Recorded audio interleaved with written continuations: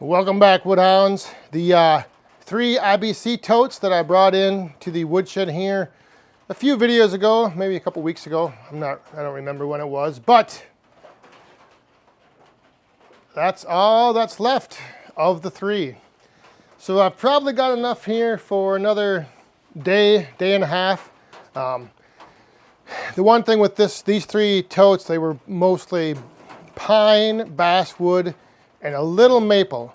So pretty fast burning wood. That's why I went through them so quick. Plus it's been cold. We have fresh coating of snow this morning, but it kind of sucks because it's warming up now. So you can probably hear on the roof here, everything's dripping. So it's kind of like it snowed, and now throughout the day it's going to be like raining as that snow melts off the trees. And like I said, just kind of a crappy, soggy day. But now that I have a couple empty totes, I have some big snarly stuff waiting back by the splitter, so it's time to go refill one of these for maybe next year, maybe the year after.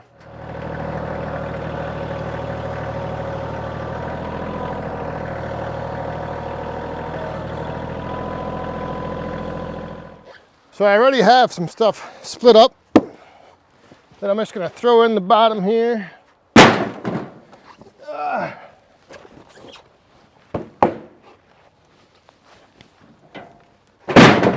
Just so when I start splitting and tossing it in there, it doesn't damage the bottom too much.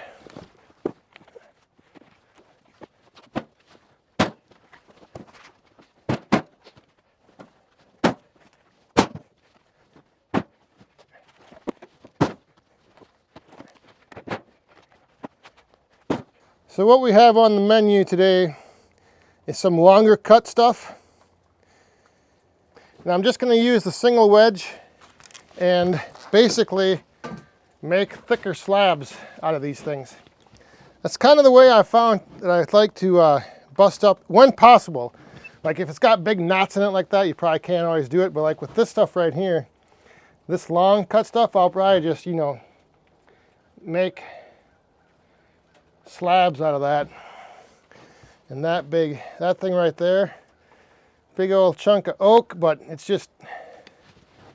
it's cut about 20 inches long, so gonna become food for the boiler.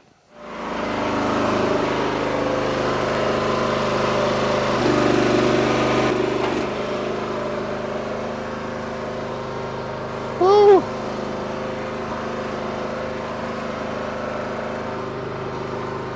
This is a big chunk of wood. So I think I'll just try to bust them in half first.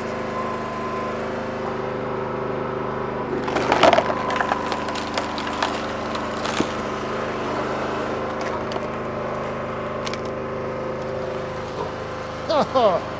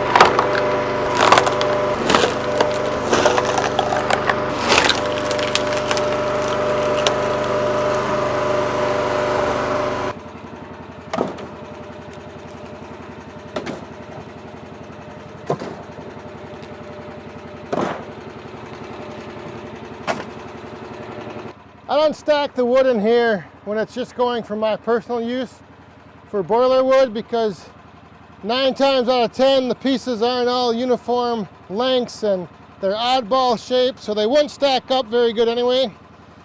But I do occasionally just kind of move them around to kind of get a nice layer and kind of spread them out a little bit.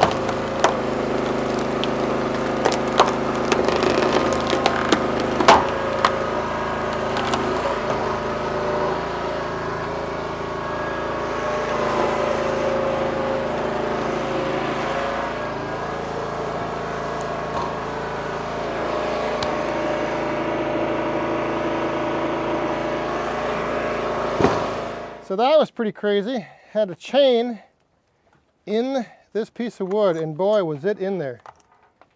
It was deep down inside this tree. Boy, that'd be a nightmare to run into with your saw. Whew. And the Wolf Ridge actually sheared off the chain. Man, that thing was deep in there. And it was holding that piece of wood together like crazy. Huh. Pretty wild stuff.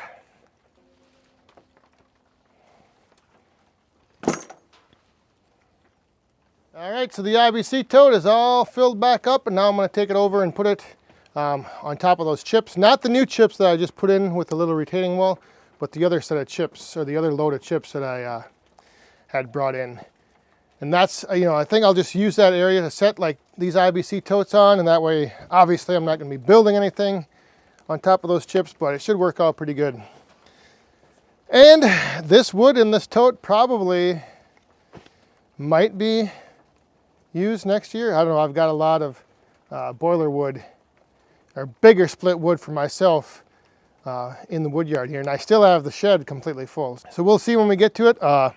Obviously no rush, These bigger chunks need a little longer to season out anyway, especially that oak. So if I can give that oak 2 years, it'll be good. So thanks for watching. We'll see you guys next time. Stay safe, have fun, and be cool.